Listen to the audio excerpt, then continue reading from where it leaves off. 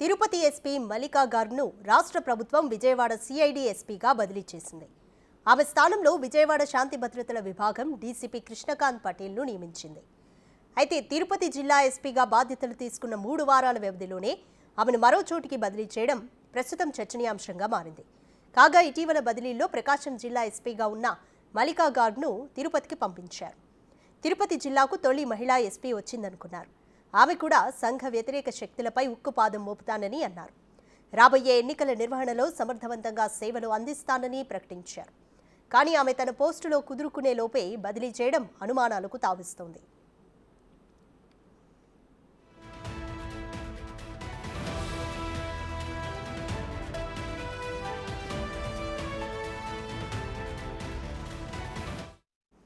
అధికార వైకాపాకు చెందిన 3 ప్రజాప్రతినిధుల ఒత్తిళ్ల మేరకు బదిలీ చేశారని ఆరోపణలు వెల్లువెత్తుతున్నాయి.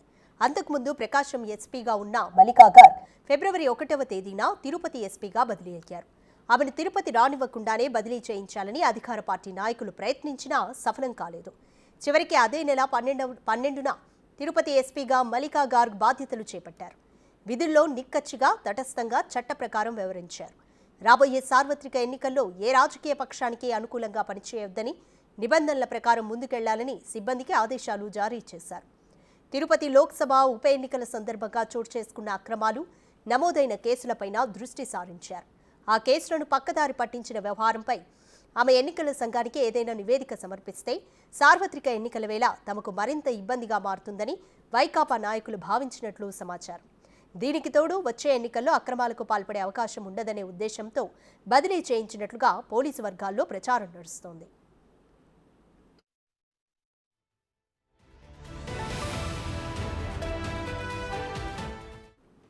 మల్లికా గార్గ్ 2015 క్యాడర్ ఐపీఎస్ అధికారిని. అంతర్ క్యాడర్ బదిలీల్లో భాగంగా ఆమె పశ్చిమ బెంగాల్ నుంచి ఏపీకి వచ్చారు. తొలుత కృష్ణా జిల్లా అడిషనల్ ఎస్పీగా పనిచేశారు.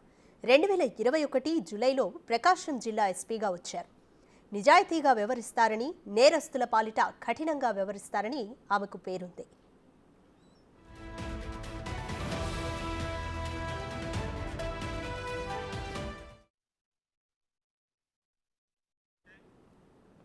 మరింత సమాచారం మా ప్రతినిధి దామోదర్ అందిస్తారు. దామోదర్, ఎందుకని మల్లికా గార్గ్ను పోస్టింగ్ ఇచ్చిన నెల రోజుల లోపే బదిలీ చేశారు? అధికారుల ఒత్తిళ్లే కారణం అనుకోవచ్చా? రాధిక, తిరుపతి ఎస్పీగా ఫిబ్రవరి 2వ వారంలో బాధ్యతలు స్వీకరించిన మల్లికా గార్గ్ను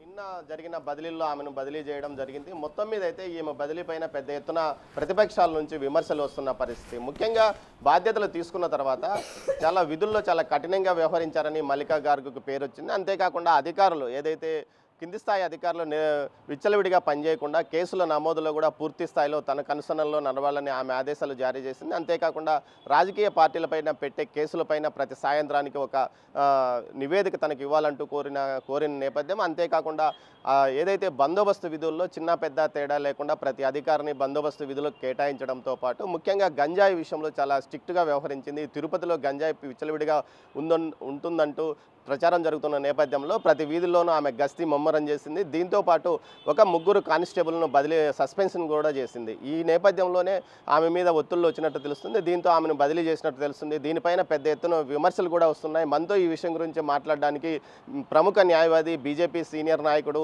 రాష్ట్ర అధికార ప్రతినిధి అయిన సామంచి శ్రీనివాస్ ఉన్నారు. ఆయన అడిగి మరిన్ని విషయాలు తెలుసుకొని చెప్పండి. ఈ నిన్న బదిలీ అంటే కేవలం 3 వారాల పాటే ఇక్కడ మల్లికా గార్గ్ పనిచేసిన నేపథ్యము, ఆ బదిలీ వెనుక రాజకీయ కుట్ర ఏమైనా ఉందనుకుంటున్నారా? కేవలం మల్లికా గార్గ్ గారు ఈ నెల 12వ తారీఖు జిల్లా ఎస్పీగా బాధ్యతలు చేపట్టిన తర్వాత వారు ఒక రకమైనటువంటి ఆశ్చర్యానికి గురయ్యారు. ఇక్కడ మితిమీరినటువంటి రాజకీయ జోక్యం కనిపిస్తుంది. అలసత్వం, కేసులు నమోదు చేసేటువంటి క్రమంలో అలసత్వం కనిపిస్తుంది. వెంటనే వారు చర్యలకు ఉపక్రమించారు. ఉన్నటువంటి తాజాగా అన్ని పోలీస్ స్టేషన్లను నేరుగా అకస్మాత్తుగా తనిఖీ చేయడము, శివార్లలో ఉన్నటువంటి పోలీస్ స్టేషన్లో ఉన్నటువంటి రికార్డులను తనిఖీ చేయడము, అక్కడ జరుగుతున్నటువంటి లావాదేవీలు, రవాణా, ఇసుక ఇలాంటి వాటి వివరాలు తెలుసుకుని ఆమె ఆశ్చర్యానికి గురై 1 వారం సమయం ఇచ్చి అన్నిటి కూడా క్రమబద్ధంగా సరిదిద్దుకోవాలి, డ్యూటీ సక్రమంగా నిర్వర్తించాలి. ఎక్కడైతే పోలీసు యూనిఫామ్కు కొత్త నిర్వచనం చెబుతూ కొంత బిగుతు లేని ఆఫీసర్స్ ఉన్నారో వాళ్ళందరూ కూడా సమయం ఇచ్చి సర్దుకోమని చెప్పడం జరిగింది. కొన్ని చోట్ల రాజకీయ జోక్యం ఎక్కువైన చోట్ల ఆమె కఠినంగా వ్యవహరించే క్రమంలో ఇక్కడ అనేక మంది ఇక్కడ ప్రజాప్రతినిధులకు దగ్గరగా ఉన్న సన్నిహిత సంబంధాలు కలిగిన వ్యక్తులు అధికారులు భయపడ్డారు. అంటే త్వరలో రానున్నటువంటి కాలంలో తమపైన చర్యలు తప్పవని భయంతో ఫిర్యాదులు చేయడం కాకుండా ఇక్కడికి వచ్చినటువంటి ప్రతి అధికారి ఇక్కడ ఉన్నటువంటి స్థానిక ఎమ్మెల్యే టీటీడీ బోర్డు చైర్మన్ వాళ్ళ ఇంటికి వెళ్ళి ఆయన సత్కరించి సన్మానించి ఆయన ఆశీస్సులు పొందితే తప్ప ఇక్కడ కొనసాగరనేటువంటి ఒక ప్రచారం నడుస్తుంది. అయితే మల్లికా గారు అటువైపు కనీసం వెళ్ళలేదు.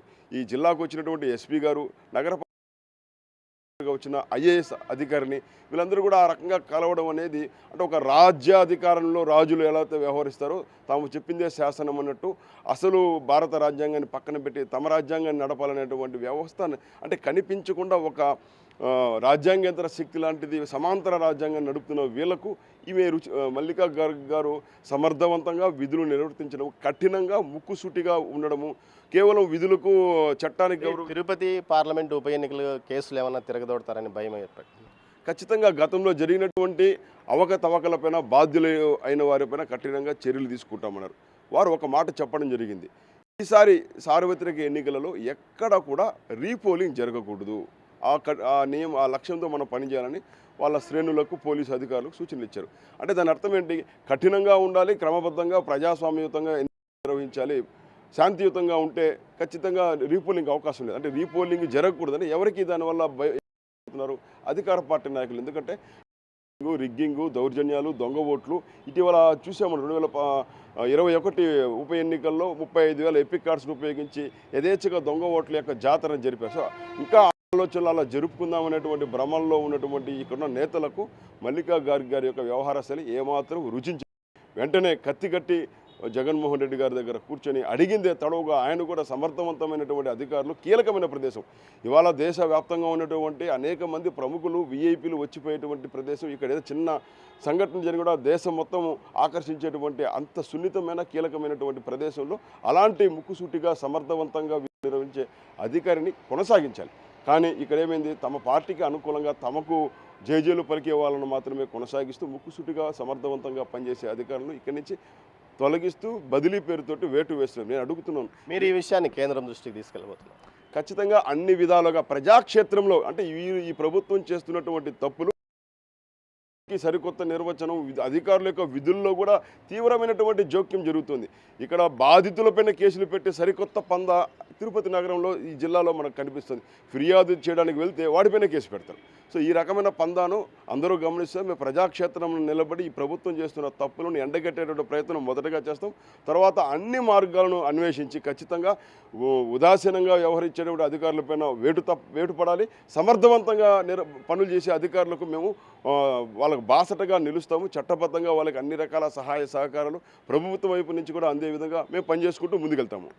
మొత్తం మీద ఏదైతే మల్లికా గార్గు బదిలీకి వెనుక అధికార పార్టీ నేతలు ఒత్తిడి ఉందని విమర్శలు కూడా పెద్ద ఎత్తున వస్తున్నాయి. దీంతోపాటు ఆమె పనిచేసిన వ్యవహార తీరు, ముఖ్యంగా ఏదైతే అధికార ప్రతిపక్షానికి తేడా లేకుండా అందరికీ ఇంటర్వ్యూలు ఇవ్వడం, అదేవిధంగా వారితో కలవడం, వారి సమస్యలను సావధానంగా వినడం కూడా కొంత సమస్యగా మారినట్లు తెలుస్తుంది. ముఖ్యంగా శ్రీకాళహస్తి నియోజకవర్గానికి సంబంధించి ఏదైతే సీనియర్ టీడీపీ నాయకులు అదేవిధంగా జనసేన నాయకుల మీద రౌడీ షీట్ ఓపెన్ చేశారన్న విషయంలో వారు వచ్చి నేరుగా కలవడం, ఆ తర్వాతనే ఈ పరిస్థితిలో మార్పు వచ్చిందని తెలుస్తుంది. దీంతో స్థానికంగా ఉన్న అన్ని నియోజకవర్గాల నాయకులు ఏదైతే 7 నియోజకవర్గాల నాయకులు ఈ విషయం మీద సీఎంకు ఫిర్యాదు చేయడం, సీఎంఓ నుంచి వెంటనే బదిలీకి ఉత్తర్వులు రావడం కూడా జరిగిందని ఒక విమర్శ అయితే పెద్ద ఎత్తున వస్తుంది. Radhika, right, thank you Damodar.